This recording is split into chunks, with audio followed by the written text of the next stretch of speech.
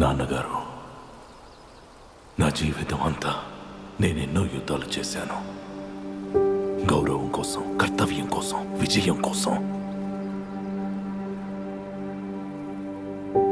కానీ ఇప్పుడు విధి నేనెప్పుడూ కోరని బాధ్యతను అప్పగించింది.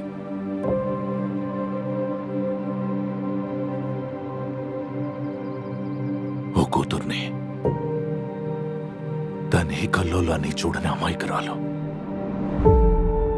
మన పితృదేవుళ్ళందరి శక్తి నాకు ప్రసాదించు. ఎందుకంటే నేను ఇంకోసారి యుద్ధం చెయ్యాలి, ఇంకో శత్రువుని ఓడించాలి, తిరిగి నా బిడ్డ దగ్గరికి చేరుకోవాలి. ఒక యోధుడిగా కాదు, ఒక తండ్రిగా పోరాటం కంటే ప్రశాంతత విలువైందని తనకి నేర్పించాలి. నేనెన్నడూ ఎరుగని జీవితం అది. దయచేసి నా కోరిక మన్నించు తండ్రి.